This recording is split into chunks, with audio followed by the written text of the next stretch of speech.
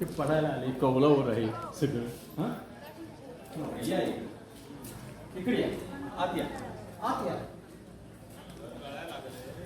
या की.